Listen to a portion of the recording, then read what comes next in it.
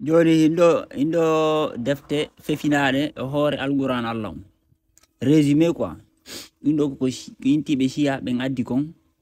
ha defte mabbe hadisa den indo ko initibe sunna addi kon defte mum hadisa den jondo bukhari o addi guluji jeddi deftere marde buri guluji jeddi hadis muslim ari addi deftere marde hadisaji buri guluji jeddi ibn manda maja wajdi deftere marde buri hadisaji guluji nay o do kany kadi manda ko ibn manda masud wadi hadisaje buri guluji nay o do annabayi manda ne wadi defti hadis guluji jowi e goddum o do tirmizi wadi hadisaje ko buri guluji nay kambe fop si pitindirama ko be addi kon yahay guluji capantati tatati e jowi guluji capantati e 35000 ko buri 35000 hadis inti be sunna ben tuma andi mo ben mari hadisaji mun kambe tumbe andi non wano non bukhari en be di guluji mabbe jeddi do ka be subi don ko guluji temettati wodno 300000 hadis ko nder don be subi kambe guluji jeddi on pet dum do fop non ko buri duubi temeddi bawo ne laado fejjinde ta sahaba makko fu fejjinino bibbe makko fejjinino tandira makko fejjinino bibbe sahaba be fejjinino be windi dum do siya men kambe kadi benni kambe kadi andi kambe do be jetti jeego benni ko be do jeego sunan ko ben ko be do jeego holi e affaire hadith on kambe bukhari muslim tirmizi ibn majah ibn masud men da honno ko be do nayo be e nasai ko be do nayo be jeego be holi siya ben inni kanyu ko holi ko nayo pet okay andi on sikke ko sama kala be addi defti goti intenge al-kafi defti al-kafi ngi kangi to ngi mari guluji sappo jeego hadis defti goti guluji sappo jeego al-kafi be yilti be addo deftere kadi intene tahdid al-ahlam hadisaje buri guluji sappo tati hadis no der ton be addi ka deftere intene do mi anda ko honno alla so wada grandissement jangon man la ya durru mi anda honno hadisaje ko buri guluji jeenay no der ton be jetto nde do intende al istibsar hadisaje ko buri guluji joyi no der ton kambe non son pitindiri hadisaje mabbe ne fop o yahay tellen guluji sappo guluji capannayi e tatini guluji capannayi tati hadis andi kambe tum e nder kunte nayi den tum hibe buri ko sunan ko be ngaddi guluji capan tati e jowi on kambe guluji 40 environ 43000 hadis shia be di defti do ko gido yahudi be ngani kadi fefindi andi ko dum min andi be fop ko gotum dum ko yimbe gotum ben habube annaba ben fop ko même équipe on ko du wadi tay ko history goton andi gi defti da yahudi ben ko addi kon ko defti goti milimal ton hadisaje den kono defti ba fond premier version defti gi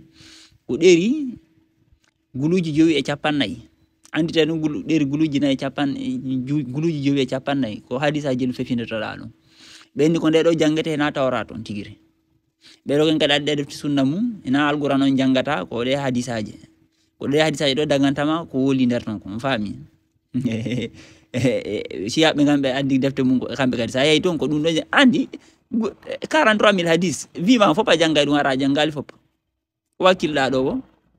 nina hay hunjagol tum hay jangol tum e puis passé hadisa be ne ko be etidia ko kombo woli ko on to ko yaltiri honno woni histoire mu hadisa be don do 35 millions a jangay do vivant fop ara ganal fop do kadi pare et puis be ka sunna do be ni kambe hadisa fop ko buri 300000 hadis je guluji temetati donc en fait ça ga jangi de jeego de do ko de be subi de no ton gulutti ko jangete ko parce que ko yimbe gotum ben o yibay mabbe den ko bay gote mentalité mindset goto be fop ko mentalité goto fi rewbe be habata rewbe te be fop ko jettube dole e hore hadisa so yibe intobe yahudi don mar dole ko parce que ngi defti intengi talmud ko kambe jogingi kambe windi hadisaje de afami hadisaje yahudi be do gan kadi ko dum jondi be dole en fait ko janguda be ha kam be holle hadisaji godi anda fimu siko siya ben pareil siko ben te bordos kambe kay marton defte mabbe be de toute façon so yi sifaji din ko gotum ko parce que ko yimbe gotum men te ko ɓe haɓi annaba ɓen ko ɓe fefindi defte waɗɗe inde Allah ɗe tata Allah nu laali winduɓe ɗe defte par ce que déjà ɗe defte hadisa Bukhari en ko yahudiɓe porto ko nokku gotum ɓe wiri kaynete Uzbekistan Bukhara en ko leyɗe ngol ayiɓe yahudiɓe ɗo andi ɓe na arabeɓe ni ko façon ɗi population ji konte turkmen ko ɓen hoɗuno kaynte ko ɓe hoɗi ha hande koye hoɗi kente Uzbekistan ɗo ko toon noon Bukhari yalti ko toon Muslim yalti defte hadisa ko wano o sira nelaɗo ko inte sira nelaɗo on ko inteɗo Ibn Ishaq windimo on ko yahudijo oɗo noon ko anda ɗum ko yahudijo inni wonti julɗo windi ko inete tarika nelaɗo ko koynton ɗo jangotoɗo fi nelaɗo inne wo ko nelaɗo marno duuɓi 6 malaikaɓe ari opérimo itti ko kala ko boni ka ɓernde makko mi anda nelaɗo jibina ana Muhammad jibina tawi mo sunnina déjà ɗum fof koye ɗi hadisaji maɓɓe te nelaɗo no marno defte rewɓe jeenayo ɗum fof koye ɗi hadisaji maɓɓe nelaɗo jommuno jiwo mo neva koye ɗi hadisaji maɓɓe kala ko musini en hoore koko ene toon ɗo sa serta e debbo il suffit que wola phrase goto hara on serti koye ɗi hadisaji kalguran en ko Allah inni so nantodira discuté son discuti son famodirali woɗɗodire ko ɗum portenta break waɗe break par ce que émotion o walto si émotion waali ke hakkille kin artay par ce que ɗa mon nan ɗo goɗɗo balɗe ɗiɗi après hara ɓernde ma ne jippike fuɗɗoɗa yiwde no nanori o yii Allah ko ɗum wi kalgurana o inni yo waɗu break après noon certon si tawi ha han on nantodirali mais kamɓe ɓe ni wono ko yewtudu son famodirali waɗon break son famodirali bebinamo e nden har faire utilisande kalgurana ɗo immorde kalgurana ɗum iɗa wawi fami iɗa wawi yiwde ke hina piwgol Allah woli ko inni koye serte ko noon procédure sertugol ngol kaka hadisaji ɓe fefindike sa inni debbo ke wi himo nandima anda e ɓawo mo nandama nenma e tout ça automatiquement a wawi divorci ɗum fof ko hoore ɗi hadisaji waɗi par ce que nanaki sa ko ɗum ha Europe ɗo fisertugol an e debbo ko probléme Europe ɗo fisertugol an e debbo ko très très problématique ƴettay tan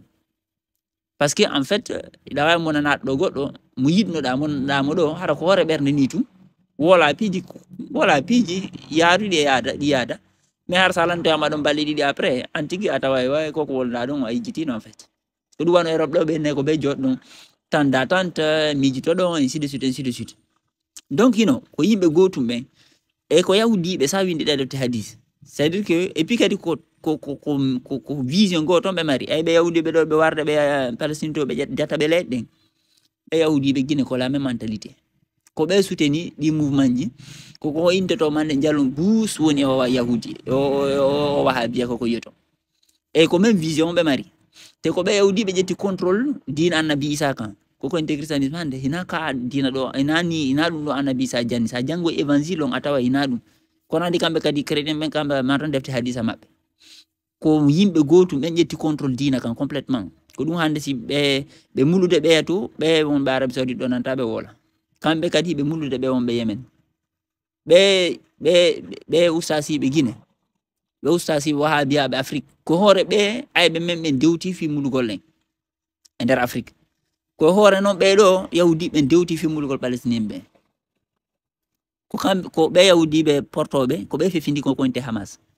yaltino déjà no anda ko kamɓe créé ɗum de toute pièce o faami awa noon kadi o Guinée ɗo no anda o ustasiyagal ko sigiri fuɗɗori c'est-à-dire que ko ayɓe ma ɓen ko yimɓe koɓe gotum en fait ko hoore ɗo ɓe dagginta fiyargol wara en ɓe nano ko passé ɗen faalaɓe nadde dina o hande wano maalo ɗo ɓe nanata masina toon ɓe wara ɓe nawoɓe no faalaɓe adande saria e ɗuma et pourtant ɓe ano ka village ji mum ɓeya ko gaynakoɓe ɓe anda hande ɗum hande janggo ɗum kono ko hoore o wahabiya yagal ɓe sokkata e nder mum si ɓe acci ha gayni sakitade ɓe yilto ɓe ara ɓe wara donc hino defte ndaare tum ko fefinda hoore Allah tata hina Allah nuliɓe hina ɓe annabaɓe hina hay arabeɓe ɓe yidale nelaɗo ɓe yidale e sahabajo ɓe yidale Bukhari ɓe yidale kay asafrullah e Aboubacre e Omar e Ali e Ousmane wano Omar wara Ousmane wara Ali wara donc ko jokkiti ɗon ko fof wara ɓiɓɓe Ali ɓen fof wara ɗum fof wara duuɓi temeɗɗe ɗiɗi ɓe yiltoyi ɓe ardi e ɗe defte maɓɓe donc ɗo tum e yahi tellen plus de guluji 90 hadis ino alqur'an Allah len ko andi kon guluji jeego pet o yi fenandeji ɗi